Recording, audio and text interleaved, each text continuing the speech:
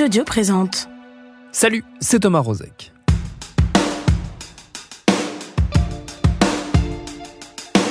Panama, Paradise et tout récemment Pandora Papers, mais aussi Offshore Leaks, LuxLeaks et j'en passe. Régulièrement, la presse mondiale se fait l'écho d'enquêtes titanesques et remarquables menées par des journalistes réunis souvent en collectif, unissant leurs forces pour détricoter les plus grands scandales de notre époque, à commencer par les scandales financiers les plus durs à faire éclater, les plus complexes à rendre accessibles à toutes et à tous, et ceux qui rongent certainement le plus durement nos sociétés de plus en plus fragilisées.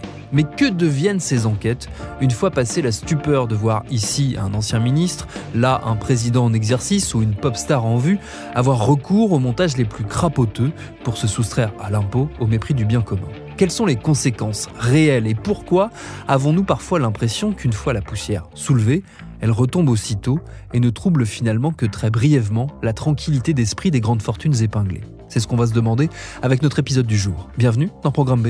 Aujourd'hui, je vais vous parler des Paradise Papers. Ce sont les nouvelles révélations sur l'argent caché dans les paradis fiscaux. Une enquête mondiale donc pour dénoncer une fois encore les circuits et les conséquences de l'évasion fiscale.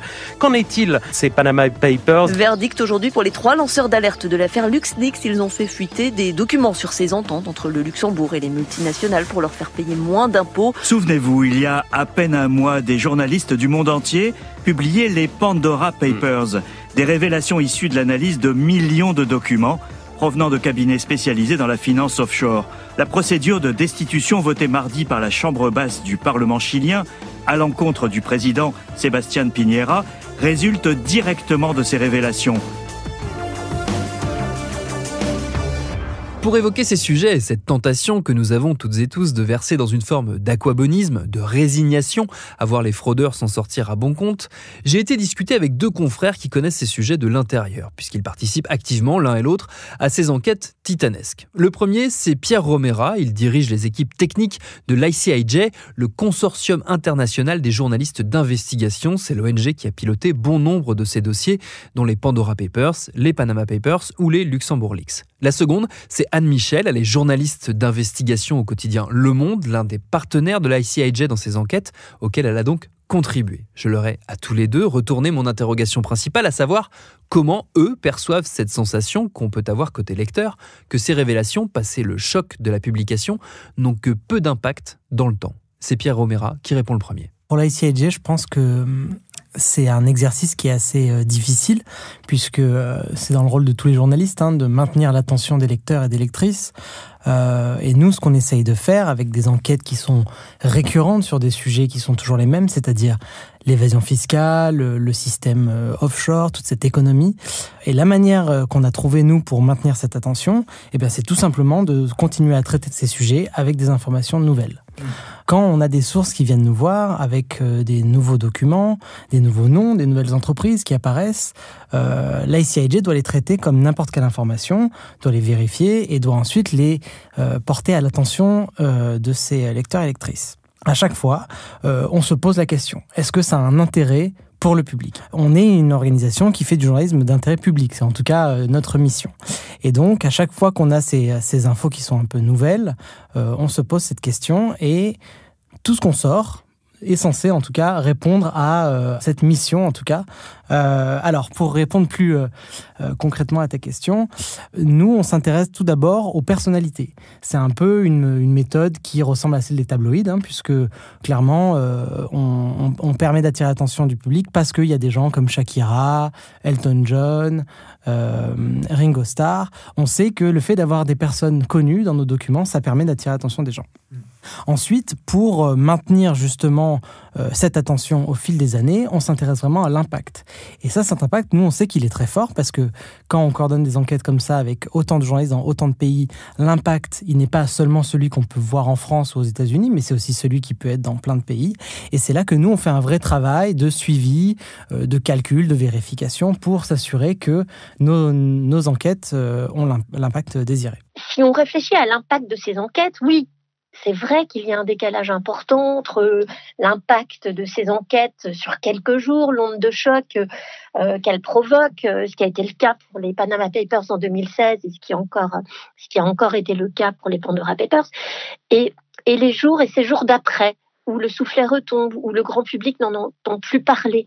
C'est vrai que nous, journalistes, on aimerait qu'on en parle plus longtemps et que d'autres médias reprennent le travail, le poursuivent, creusent, et qu'on est dans une sorte de culture de l'immédiateté qui est vraiment poussée par les télévisions en continu, qui adorent les polémiques, etc.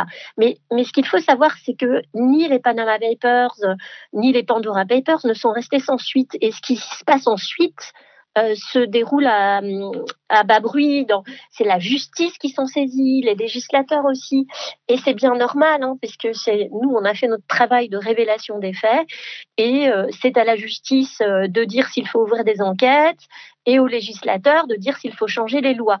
Et par exemple, si on se souvient des Panama Papers et de l'effet, de l'impact qu'ils ont eu, ou des LuxLeaks, ces fuites d'informations qui avaient révélé comment le Luxembourg avait mis en place des systèmes d'évasion fiscale à grande échelle au bénéfice des multinationales du monde entier.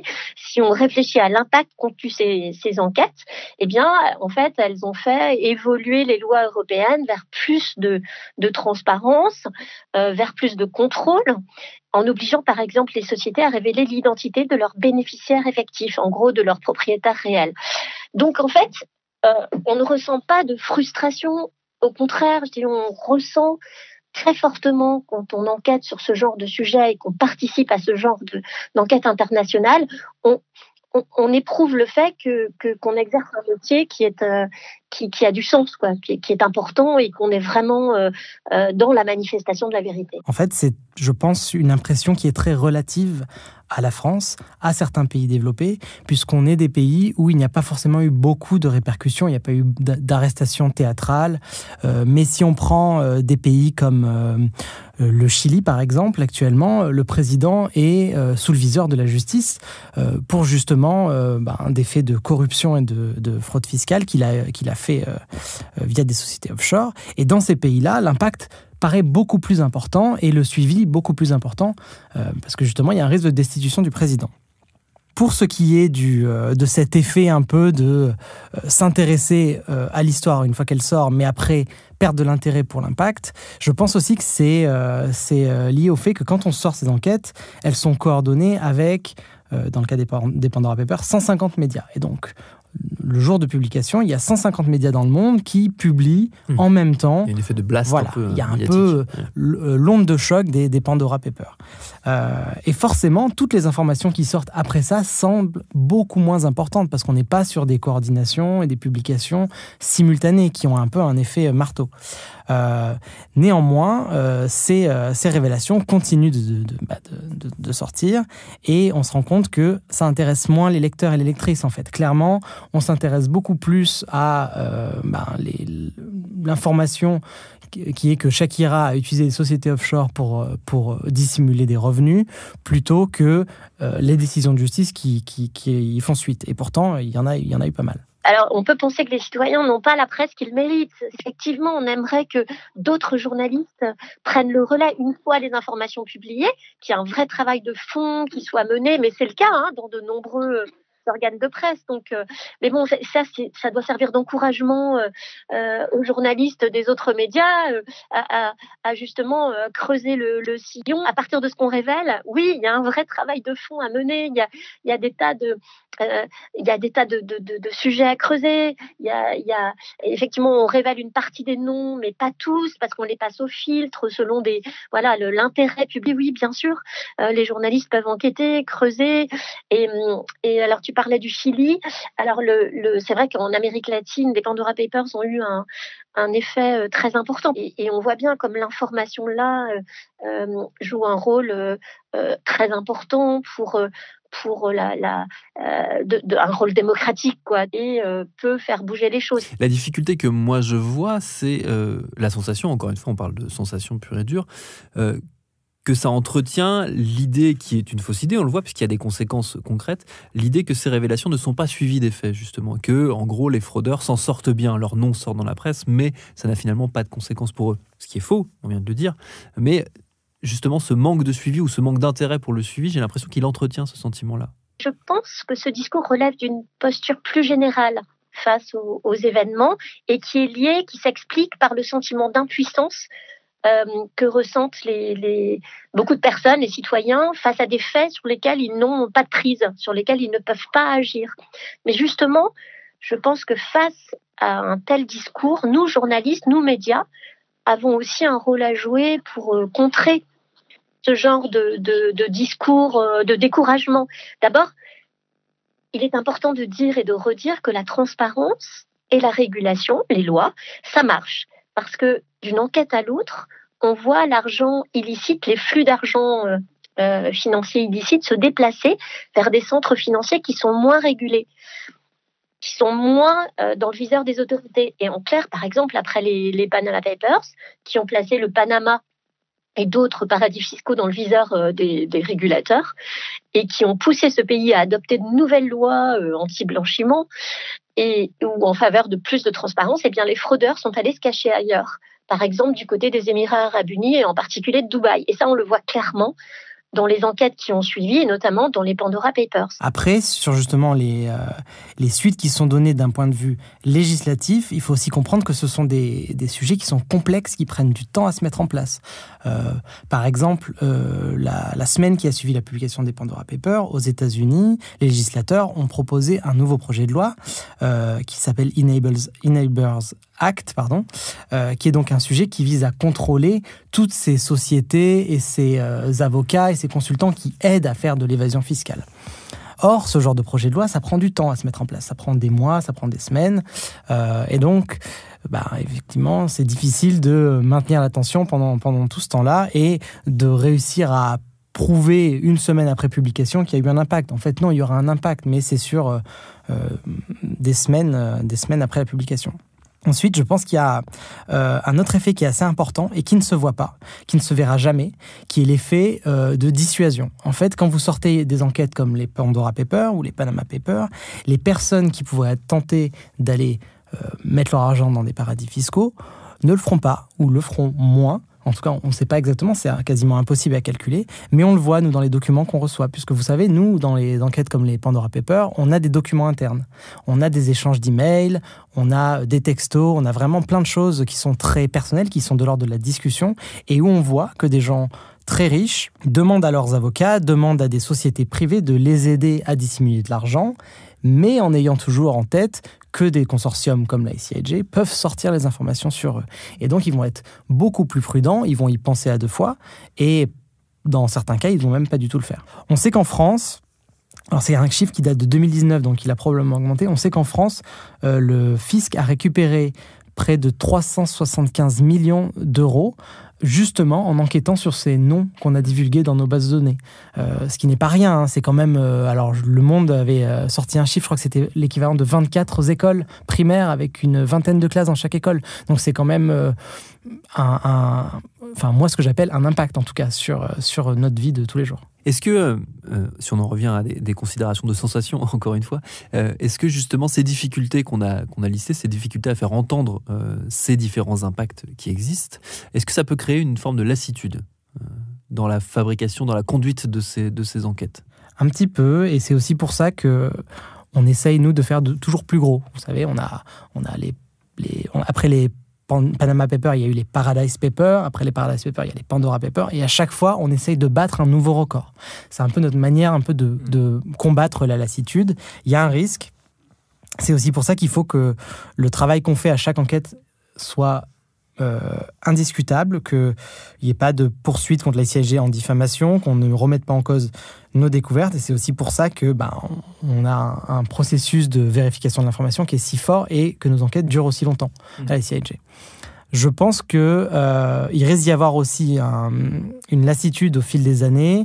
Néanmoins, les projets comme les Pandora Papers, qui sont quand même... on a commencé en 2013, la ICIJ, donc ça fait bientôt 9 ans qu'on travaille sur ces sujets-là.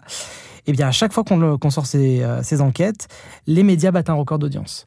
Que ce soit Le Monde, que ce soit la BBC, le Washington Post, donc des médias qui ont quand même une audience qui est assez fortes en permanence sur ces enquêtes. Elles nous informent toujours qu'elles ont gagné des abonnés, qu'ils ont vraiment battu de nouveaux records.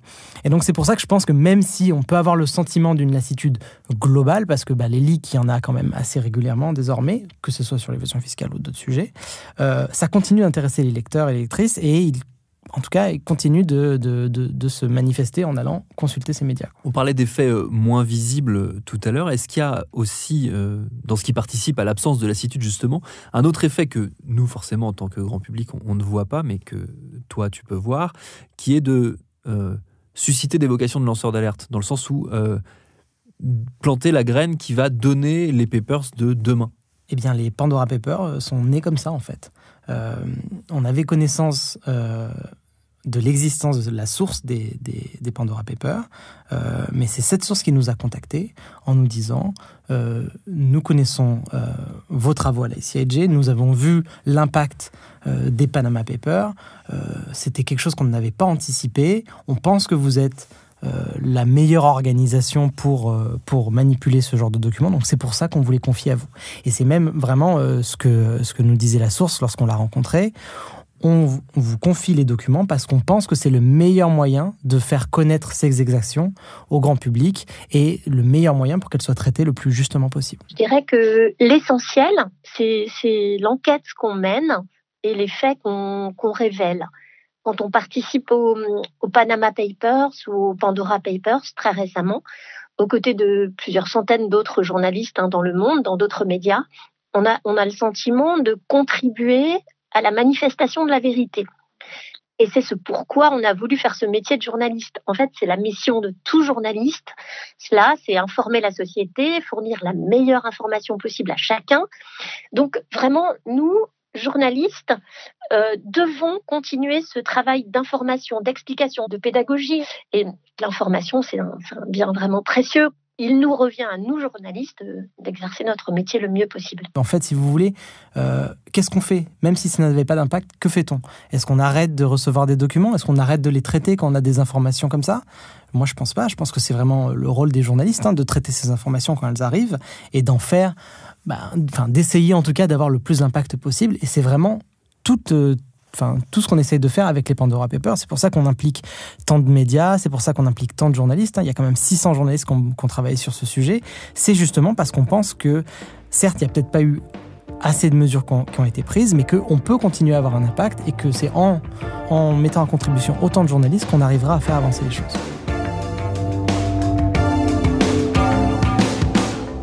Merci à Anne Michel et à Pierre Romera pour leurs réponses sur le sujet de l'importance de poursuivre notre boulot d'informer. Allez voir un autre projet auquel participe Anne Michel, Forbidden Stories. Il maintient et poursuit des enquêtes menées à l'origine par des journalistes empêchés de travailler par la menace, par la violence, par des pouvoirs corrompus et autres joyeusetés. C'est un bel exemple de la nécessité et de la fragilité du métier de journaliste. Programme B, c'est un podcast de Binge Audio préparé par Lauren Best. Cet épisode a été réalisé par Geoffrey Puitch. La prise de son a été assurée par Elisa Grenet. Tous nos épisodes, les anciens, les actuels, les prochains sont et seront à retrouver sur vos applis de podcast préférés. Cherchez-nous sur Internet si vous voulez nous parler et à très vite pour un nouvel épisode.